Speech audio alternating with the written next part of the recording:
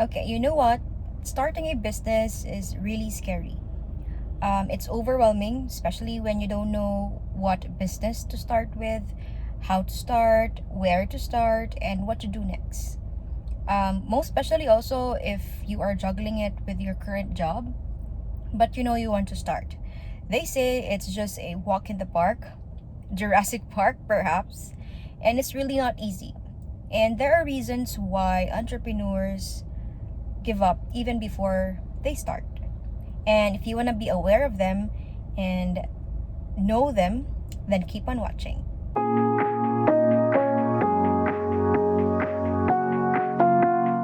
Hey there everybody, welcome back. Now for today's video, I'm actually trying to experiment with my time, especially with a lot of things that I have to do. So instead of just sitting down and discussing topics for my videos, I would be doing it while I'm doing my tasks for the week. And for today, I'll be going to the grocery. I'm actually here right now in the parking area. And yeah, since I'm going to the grocery, of course, I have to be in full gear. So you know what to do. You should have a face shield, face mask, okay? And also, just a quick tip, I don't bring with me my bag inside the grocery because I don't want to expose it. And I just make sure that I'm wearing something with pocket so that I could insert my money, not wallet, just really the money, and then my money, my ID, and my cell phone for emergency. But as much as possible, I don't really touch my cell phone while I'm inside the grocery. Okay, so yeah, I'll be discussing why most entrepreneurs give up even before they start while I'm doing my task for the week. So let's do this. And I forgot to mention, tarang, alcohol. Okay, very important. Yeah. I will not be filming inside the grocery store, of course. So yeah, I'll perhaps share as I come back after. Okay, I just finished doing grocery. So first reason why entrepreneurs give up even before starting, it's basically, I believe, the mindset of failure is equal to you not being good enough. Failure is equal to you not meant to be a businessman, or not meant for greatness, or not meant for your dream. But perhaps that mindset was from our past, our experiences before, that when we fail an exam, well, that's your performance for the lesson. That's it. However, when we grow up and when we experience life after school, we know that failures are actually not that bad. In failures, you could actually learn a lesson. In failures, we could actually begin again and start again, right? And when we start, we have now the experience, we have that mental note that I should not do this anymore because that would make me fail again. And look at all these entrepreneurs and all these businesses. Look at how they started, or look at how many times they failed, how many rejections they had before they made it. Look at how they started. Look at how their journey was. It was full of failures. Okay? So that fear of failure, that mentality of fear of failure would stop you and would make you feel like you want to give up even before starting a business. Take, for example, Bill Gates. Before founding his huge company, Microsoft, he started a business called Draft O Data, which went nowhere and he dropped off of Harvard. But his passion for computers and his vision of the opportunities led him to start Microsoft. Then we have Henry Ford. Now, Ford's first two car companies failed and left him broke, but that didn't stop him from founding Ford Motor Company and became the first to apply assembly line manufacturing for cars. He became one of the three famous and richest men in the world. Right, so I'm already back home. I already had my lunch and I'm about to start my work and my classes. But before that, I would like to share an incident earlier in the supermarket or in the grocery that I could relate to my second point in this video. So I was already in the counter about to pay for what I got, and then it just so happened that this one pack of meat that I got didn't have a price tag. So it's already a pre-packed, just like it's a tocino, it's a pre-packed tocino inside the fridge.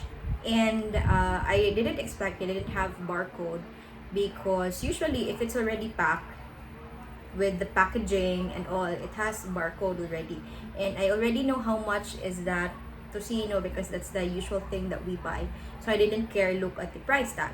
So there, the bagger needed to go back, or to go to that area and find the barcode. So the cashier asked me if I was willing to wait, and go, yes, it's okay, that's fine. And then I remembered that there could be somebody at my back. So yeah, there was a lady about in her seniors who then asked the cashier of what's going on. So she explained, I also tried to explain. And then all of a sudden, she was looking at me from head to toe. Like, and then she raised her eyebrows and all. So the way I responded was that, oh my goodness, she's pissed off and angry already. And my initial reaction was just really to smile. I don't know if she saw that I smiled, because I was on a mask and a face shield, but it was very clear to me that her eyebrows was really raised. Her eyebrows was really raised, and like para siyang nagdadabog and all. So yeah, I was just trying to make myself busy para hindi kami magka-commotion. I didn't just confront her because or something, hindi ko nila pinatulan kasi baka nagmamadali talaga siya, meron siyang dapat pang puntahan or tawagan or i-meet whatsoever. So I just, the cashier asked me if okay lang ba na I just pay na lang ahead all the rest na scan, and then I'll just wait for the tocino, and then okay, it's fine. So there, it was then resolved. So I remember that when I was eating lunch, and then not all of us, even me sometimes, I don't have that patience for the waiting time. Okay? And why most entrepreneurs or startup entrepreneurs give up even before starting out? Because they always look at and question the waiting time. They always ask, so when can I get back my money? So when can I get the income? When will my money be doubled? That mentality causes entrepreneurs to give up even before starting out, because actually there's no definite time on when you're gonna get your money back. Okay, there are a lot of stories. There could be on an average, this is the ROI, blah blah blah. You can estimate that, you can budget that, but we know that no matter how we plan, no matter how we budget, there could be things that could arise that is definitely out of our control. Okay, and if you don't give a leeway or an adjustment for yourself of that certain circumstance, you would then give up, because you cannot wait. Doing business is not really at an instant. You have an idea, and then you sell, and then you get your money back, and then you become rich. It's not really like that.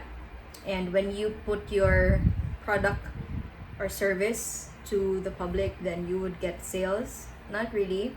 Not unless, of course, you're a celebrity, you are a personality, that you already have a following, an audience, fans, and that no matter what you put on the table, they will buy it. But that's not the case for most startups. So the waiting time and the inability to be patient, or being impatient in the first place, that's what makes startup entrepreneurs give up even before starting. When we talk about patience, I hope you're familiar with this person, the one in Shark Tank, the famous Mark Cuban. Before making billions selling his company to Yahoo, Cuban failed at a variety of jobs. Failed in such a thing that he was really patient. He started as a carpenter, a cook, a waiter. He couldn't even open a bottle of wine. And all of this is that he learned something. And in one article, it said there that he said that he tried to sell powdered milk and felt like he was an idiot a lot of times, but eventually he learned from that and he was patient enough. Okay, so I today I actually just stayed in the house the whole day, and I'm now ready to sleep. But before that, I'll do first my night routine, and while I'm doing this, I'll be sharing on the my third point on why entrepreneurs give up even before they start. Okay, and let me know if you relate to this one. That even before starting out, we then think about what other people would say. Maybe by the time that you have already a business idea, and then out of the blue, you then think of your one friend or a family or a relative or an acquaintance even. I don't know why they matter. You usually say, hala, baka sabihin nila wala akong pera, baka sabihin nila ambisyosa ako, or desperada ako, ganon. Or perhaps pabida ako, right? There's a lot of things that they can say. And then we end up saying na nakakahiya naman, so wag na lang. Then you don't start. Okay? So I actually have two things about that kind of mindset. First thing is if you think, or if they think, the people that you're referring to, if they think that money is bad, then you don't eat, you don't buy anything, then you would see money is actually not that bad, but money itself is not bad. But on how you use money, then comes in the bad in the money. And second would be if you always think about what people would say, you would never move forward. Now, not unless the people that you are thinking of on what they will think about you, not unless they are your target market, they are part of your ideal client, they are the people you want to help, you have a solution to their problem, then maybe you could consider what they are saying. But another but to filter your thoughts, if what they have to say is nothing to do on how you can improve yourself and your offer, then definitely you shouldn't think about it in the first place. Do not waste your energy because you still have a lot to do to become a successful entrepreneur. And also, you know what? The thoughts of other people towards other people is basically a reflection of themselves. So when they say something bad, it's not actually about you. It could be about themselves. Okay? So do not overthink. Okay? Not unless they pay your bills. And it's your life to live. You have dreams to fulfill. And make sure to filter your mind with whatever thoughts that would come in. Today, I'm here at the Mezzanine Cafe for a while. I'll be checking some things. And yeah, I'll take this opportunity to insert my fourth point, and that would be why entrepreneurs give up even before they are starting. One thing, another thing is the fear of rejection. We always get that feeling that people might not buy what we offer, people might not like what we offer to them. And here are some successful entrepreneurs who got rejected a lot of times, and see how they were able to still become successful. Then one of our favorite, fried chicken, KFC. I hope you know this person. Colonel Sanders. Surprisingly, the colonel's, or the colonel's, whatever it's pronounced, famous secret chicken recipe was rejected over 1,000 times. You know, getting rejected 1,000 times before a restaurant accepted it. He then founded KFC when he was 65 years old. Speaking of rejection and also patience. Then lastly, we have Walt Disney. Disney was fired by an editor because he lacked imagination and had no original ideas. His first animation company went bankrupt, and it said that he was turned hundreds of times when he sought financing for Disney World. The Walt Disney right now makes average revenue of $30 billion annually. So perhaps you can practice, taking little steps, aligned actions to whatever you want to do. It may not be about business, but just practice taking actions. Like for me, for example, I wanted to start a YouTube channel, but I was really so scared. I had a lot of fears, and what I did is I just broke down the steps into little baby steps, so that eventually I would just be moving forward. I don't care how slow, for as long as I am moving forward. And yeah, I'm slowly moving forward today. So that's one thing that you could practice, especially if you're planning to become an entrepreneur. Practice little baby steps for as long as you take action, and do not let fear stop you, or even the analysis paralysis. You all do analysis, you all do planning without even taking action, just little steps. It will bring you nowhere. So what's important is you're moving and you're not stagnant, so that you would be able to reach your destination and whatever is that your vision and then your dream life. So be aware of your fears, embrace them, accept them, and eventually you can overcome them.